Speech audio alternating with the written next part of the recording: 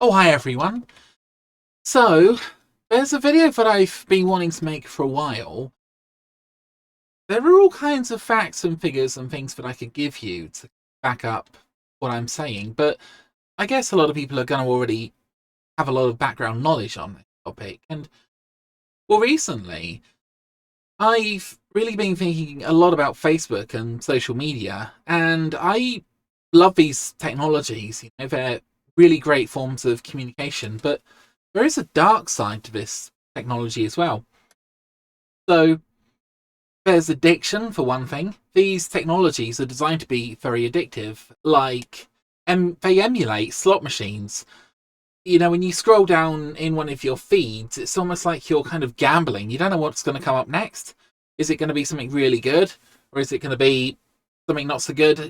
It is a sort of constant rolling that people find really addictive, I think. And also notifications. If you haven't touched your phone for a while, if you allow these apps, a lot of them will send through a little message saying so and so has commented on your post, or they'll basically give you a little vibration. And the urge is there, especially when you're going to go to sleep. The urge is just there, just to have a little look at your phone and just to see who's contacted you. So I don't know how many hours people lose every year because of a lack of sleep, because of social media, but I'm guessing a lot of people who are probably heavy users of social media probably lose at least half an hour every night. And this is also when people are most susceptible to advertising, when they're sleepy, basically. So there's a real sort of interest to kind of capture the sleepy person market. And of course, a lot of people go to bed next to their phone. Maybe they put it on charge at night. But this isn't really what I wanted to talk to you guys about, and this is going to be a bit of a crazy video. I haven't scripted this or anything, but I don't think people should use social media as much as they do. You see, the problem is no one really ever gains anything from social media. For example, what could you possibly gain from social media? Is someone going to come up to you and say, wow, saw that social media post that you made. I think we're going to have to promote you because that post was freaking amazing. Or are they going to come up to you and go, wow, your opinions are incredible. We really love all those opinions. Perhaps you can have this job, or, this incredible opportunity would be perfect for you because you've got the right kind of ideas. You're the right person for the job. This stuff doesn't happen, right? The only thing that ever happens is politicians and other people who are sort of in some way famous get bullied on social media. Something that they said 5 years ago or 6 years ago comes back to haunt them.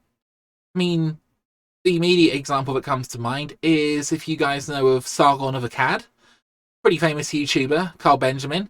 He made a controversial tweet 6 years ago, I think it was, and he was running for the European Union, and that's all people talked about, is this little tweet that he made 6 years ago. And there have been so many politicians who have tweeted something, and there was a politician, I can't quite remember her name, but she retweeted a article which some people found offensive. They said it might have anti-Semitic overtones, and she lost her job over it. And, this isn't an isolated example. People will dig up something that you said when you were, I don't know, 18 and drunk on social media, and they'll sort of use that as a weapon to kind of attack you with. So I'm wondering, why do people spend so much time on social media? I mean, if you enjoy debating, which I do, there's really no point to it. So few people actually change their mind. I mean, I've actually changed my mind a lot of times when I've said something perhaps a bit stupid, and someone's come back to me and they've shown me some evidence, and I thought, maybe I was wrong about that. But generally, that is so rare, and a lot of people will kind of stick to their guns, even if they're, wrong, or even if I'm wrong.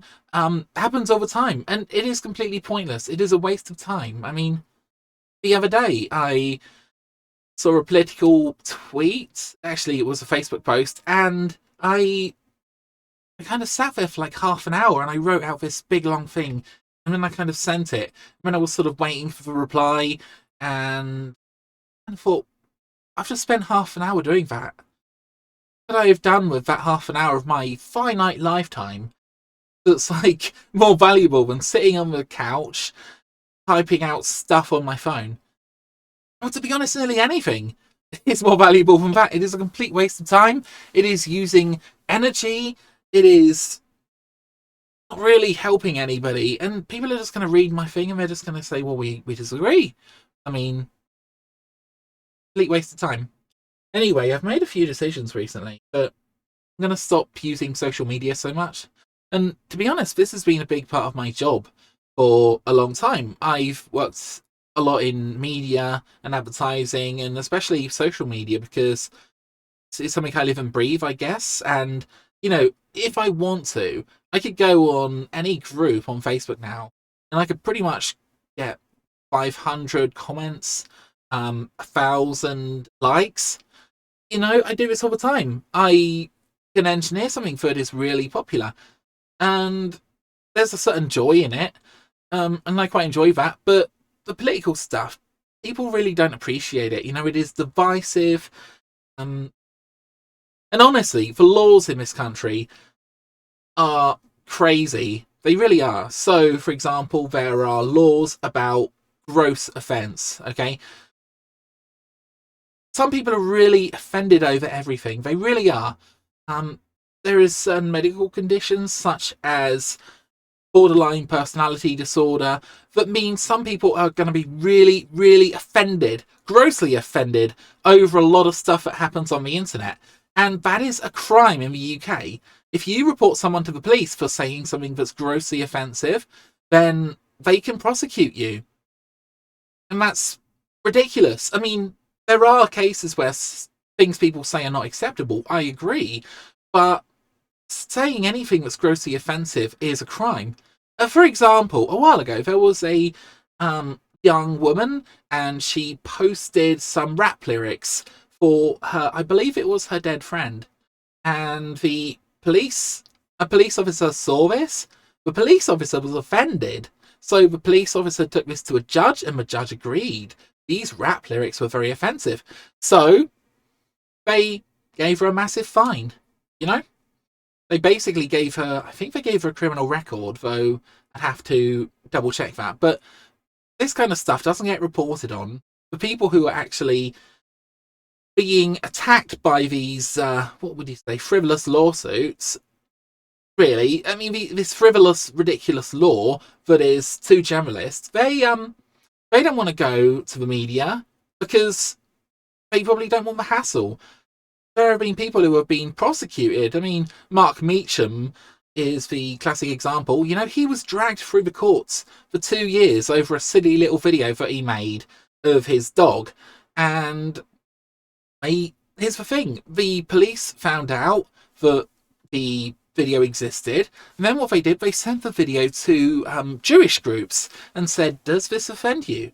Some of the Jewish groups said, yeah, this kind of offends us. So the police actually offended these people who wouldn't have otherwise seen the video, and they proceeded to drag him through the Scottish courts for 2 years, and in the end I think he was given a fine, a pretty significant fine of a few £100, which I don't think he paid, but nevertheless the matter was sorted. But yeah, I was thinking, there have been so many MPs who have liked something on Twitter, or they've retweeted something, or they've perhaps seen an article and they've retweeted it without reading it. I would say probably about 60 to 70% of everyone who comments on an article on social media hasn't read it. Some people might have skimmed it, but if there is something in there that is potentially offensive and you share the article because you agree with the headline, then that's something that the police can actually arrest you for. Or you can lose your job over. Or you can just generally gain a hell of a lot of damages. And here's the problem. I think nearly everyone in the UK is a criminal if they are a heavy user of social media. And that's only because I've been thinking about how many posts I personally have liked over the years. I was looking on my social media today, specifically on Facebook, and it's no exaggeration to say that perhaps I've liked 100,000 posts over my lifetime. You think about it. I was looking over this today. If I like 20 or 30 posts a day, if I'm on Facebook for an hour, then if I like one thing a minute, that's 60 things that I've liked. How many of them are going to be offensive to someone? I would say I've got no idea. But if I've got 100,000 likes and one of them is of an offensive article, which I didn't even realise, then technically someone could go and dig that up and they could say, oh, you liked that? They could get you fired from your job. So it sort of seems to me that, yeah, social media, when used in moderation, can be a powerful way of communicating with an audience. But if you are a habitual user of social media, you really got to watch out. The police recently have been putting rainbow stickers on cars, and the explanation for why they're spending thousands of pounds putting rainbow stickers on cars is they hope that more people are going to report something called a hate crime, okay? And a hate crime is such a strange term. I mean, I'm sure there is a legal definition of what constitutes hate, but I think the police are right. I think if you were to prosecute every single person who has ever said anything offensive to somebody on the internet, you could incarcerate probably half the population. I'm not even kidding. If you go on some of these Facebook groups, especially, and I hate to say this, with a lot of, perhaps conservative people, perhaps slightly older, or people who are on the far left of politics, they say things which could be deeply offensive. And if they're not deeply offensive now, they might be deeply offensive in 5 years' time, when the culture has changed, when what is acceptable has changed. So everyone is sitting basically on a time bomb. And as AI becomes more powerful, more intelligent, when it can scan an entire person's social media history going back to when they were like 8 years old or 5 years old, it's going to find some potentially really offensive stuff. And you could basically persecute nearly anyone you want using this kind of technology. So I think I'll conclude the video here. But basically, you've got to really look after yourself, okay? Social media is a wonderful technology, but it isn't a technology that we should use habitually. It is something we should use to communicate to other people with. And I'm going to stop talking about any kind of politics. There was some research that came out a while ago that's found the more time you spend on social media, the less happy you become. And I can believe it. I certainly find the more time I spend on social media, the less happy I become. And it isn't the funny posts. It's really the political posts that just get people wound up, that get people annoyed. Posts where you might totally disagree with someone and you really want to explain to them and get your point across, but for whatever reason, they don't want to know, or perhaps they want to troll you. And I don't think it's helping anyone's mental health. I really don't. Anyway, I guess I'll leave it there. This has been a bit of a long rant, but heck, this is my politics channel, so that's my politics for today, guys. I want to make more content like this, so I will speak to you guys soon.